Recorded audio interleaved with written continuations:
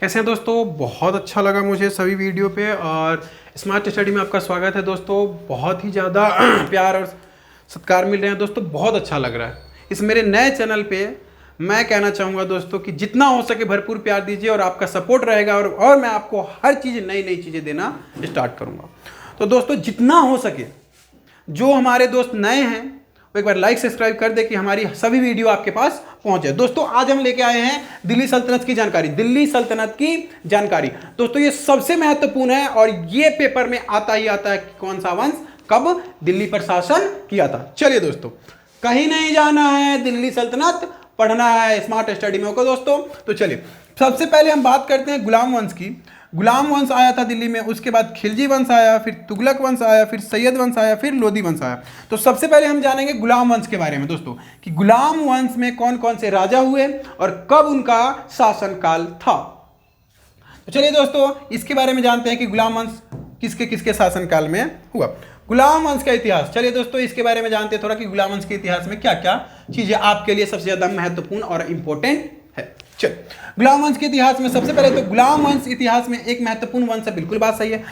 दिल्ली में सबसे पहला गुलाम वंश जो था ये इसने शासन किया था। ओके दोस्तों, और इसने दिल्ली सल्तनत पर शासन किया। यह वंश 1206 से लेकर के 1290। सबसे महत्वपूर्ण दोस्त ये सवाल है, ये आता है गुलाम वंश की स्थापना कब हुई थी, तो 1206 में। समापन कब हुआ, तो 1290 में।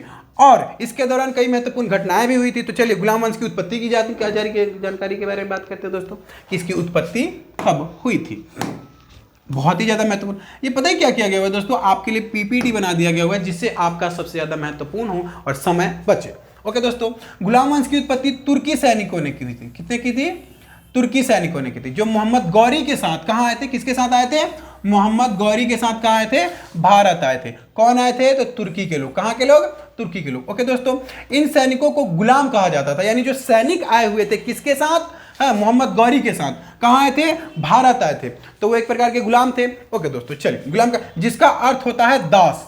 एक और चीज याद रखिएगा, है ना, गुलाम ये फारसी शब्द है और ये दास हिंदी शब्द है। ओके दोस्तों, और ये कौन सा है, ये फारसी शब्द है। जो आए हुए थे दास या सेवक भी कह सकते हैं, इसको सेवक भी कह सकते हैं, ये इसका पर्यायवाची है। ओके दोस्तों, इन गुलामों ने दिल्ली सल्तनत की स्थापना की और इसके पहले सुल्तान कौन थे, कुतुबुद्दीन ऐबक। याद रखिएगा दोस्तों, गुलाम वंश के सबसे पहला शासक कौन सा था, तो कुतुबुद्दीन ऐबक था दोस्तों। ओके दोस्तों, ये इतना क्लियर है। इसमें 3 सवाल मिल गए। सबसे पहला कि यहाँ कहाँ से आए थे, गुलाम वंश के लोग कहाँ से आए थे, तो तुर्की से आए थे। सबसे पहले कौन आया था, किसके साथ आए हुए थे, तो गौरी, मोहम्मद गौरी के साथ आए हुए थे। ओके दोस्तों, और वह सैनिक थे इसलिए उसको गुलाम कहा जाता था। ओके दोस्तों कंफर्म, उनको दास या सेवक भी कह सकते थे। दिल्ली सल्तनत की स्थापना उन्होंने की और सबसे पहला सुल्तान कौन बना, तो कुतुबुद्दीन ऐबक बना। इतना कंफर्म है दोस्तों, 4 सवाल इसमें आपके लिए कंफर्म है। गुलाम वंश के सुल्तान की बात करते हैं दोस्तों, तो सुल्तान में देखिएगा कौन कौन है। गुलाम वंश के दौरान कई सुल्तानों ने शासन किया। कहां पर, दिल्ली पर। कहां पर किया दोस्तों, दिल्ली पर किया। ओके दोस्तों, दिल्ली पर किया। चलिए ये बिल्कुल इजी है ना। सबसे पहला कुतुबुद्दीन ऐबक 1206 से लेकर के 1210 तक, यानी 4 साल इसका शासनकाल रहा। उसके बाद में है आराम शाह। ये पूछा जा सकता है दोस्तों, आराम शाह ने दिल्ली पर कब शासन किया था, तो 1210 से लेकर के 1211, यानी 1 साल, है ना, और ये 4 साल। ओके दोस्तों, तो चलिए अगला है इल्तुतमिश। अगला है इल्तुतमिश, 1211 से लेकर के 1236 तक है। ओके दोस्तों, और रजिया सुल्तान जो भारत की पहली महिला बनी थी शासक, उसे कहते हैं रजिया सुल्तान। दोस्तों आने ये बहुत ही ज्यादा महत्वपूर्ण सवाल है कि भारत की पहली महिला शासिका कौन थी, तो वो है रजिया सुल्तान। ये ज्यादातर एसएससी जीडी में पूछा जाता है कि भारत की पहली शासक महिला कौन सी थी। तो याद रखिएगा रजिया सुल्तान है। कब तक बनी थी, कब से कब तक, तो 1236 से लेकर के 1240 साल तक, 40 तक, यानी इनका भी कार्यकाल कितना रहा, 4 साल रहा। ओके दोस्तों, ये सबसे ज्यादा इंपॉर्टेंट है दोस्तों, है ना, इसको याद रख लीजिएगा कि रजिया सुल्तान, है ना। ओके, मुइनुद्दीन, है ना, मुइनुद्दीन बहराम, ये बने थे 1240 से लेकर के 1242, यानी 2 साल तक इन्होंने भी राज किया। अलाउद्दीन मसूद, याद रखिएगा, अलाउद्दीन खिलजी नहीं, अलाउद्दीन मसूद 1242 से 1246 तक बने।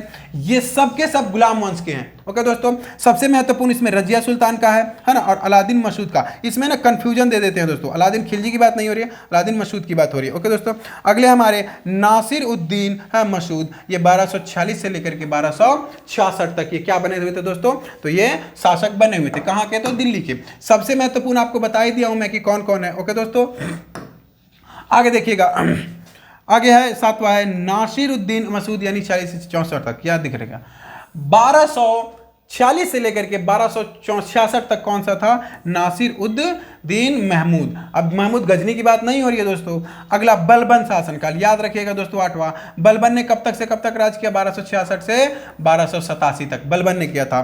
फिर उसके बाद कैकुकाबाद, याद रखिएगा ये नाम है दोस्तों, ये कैकुकाबाद नाम है दोस्तों, और इन्होंने 1287 से 1290 की स्थापना की, यानी ये राजा बने थे, दिल्ली के सल्तनत पर राज इन्होंने किया था। ओके दोस्तों, गुलाम वंश की उपलब्धियां कौन कौन सी थी दोस्तों, ये सबसे ज्यादा महत्वपूर्ण है। गुलाम वंश की उपलब्धियां, गुलाम वंश के दौरान कई महत्वपूर्ण उपलब्धियां हुई, जिनमें से कुछ प्रमुख है। देखिए, दिल्ली सल्तनत की स्थापना हुई, पहला है ना, कुतुब मीनार का निर्माण। 1 नंबर का सवाल, कुतुब मीनार का निर्माण कौन सी सल्तनत ने किया था, तो गुलाम वंश ने किया था। याद रखिएगा दोस्तों, किसने किया था, गुलाम वंश के द्वारा ही। किसका, कुतुबुद्दीन ऐबक के द्वारा। किसके द्वारा, कुतुबुद्दीन ऐबक के द्वारा कुतुब मीनार का निर्माण करवाया गया था। 1 नंबर का ये भी सवाल आपको मिल गया।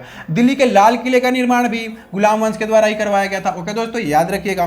भारत में इस्लामी शिक्षा और संस्कृति का प्रसार भी किसने किया था, गुलाम वंश ने किया था। व्यापार और वाणिज्य का विकास भी इन्हीं के कारण हुआ था। गुलाम वंश की पतन की बात करते हैं दोस्तों, तो गुलाम वंश में है ना, गुलाम वंश का पतन 1290 में हो गया हुआ था, और जब जलालुद्दीन फिरोज खिलजी ने दिल्ली सल्तनत पर कब्जा कर लिया था। तो ये अगला है। आगे देखिएगा दोस्तों, इसमें देखिए पतन की बात करते हैं हम दोस्तों, तो जब पतन की बात करेंगे तो 1 नंबर का सवाल आपके पूछा जा सकता है कि गुलाम वंश के पतन के समय है ना, दिल्ली शासक कौन था, तो याद रखिएगा कैकुकाबाद था, क्योंकि 1290 में ये 2 सवाल सबसे ज्यादा महत्वपूर्ण है। इसमें जो सबसे ज्यादा महत्वपूर्ण है दोस्तों, एक है आपका कि दिल्ली सल्तनत की जब समाप्ति हो रही थी, कौन, गुलाम वंश की, तो आखिरी सुल्तान कौन था, तो वो था कैकुकाबाद। और इसमें सबसे महत्वपूर्ण है रजिया सुल्तान, है ना, इल्तुतमिश से ही पूछा जा सकता है दोस्तों, ये कंफर्म है। अब ये देखिएगा कितने सालों तक राज किया, और इस्लामी वंश सबसे महत्वपूर्ण इसमें रजिया सुल्तान के बारे में। अगर वीडियो आपको अच्छी लग रही है दोस्तों, तो सपोर्ट करें और आगे हौसला और बढ़ेगा, क्योंकि आपके सपोर्ट के कारण ही हम क्या करते हैं दोस्तों, अगला वीडियो बनाने के लिए सक्षम हो जाते हैं। जब तक के लिए जय हिंद दोस्तों।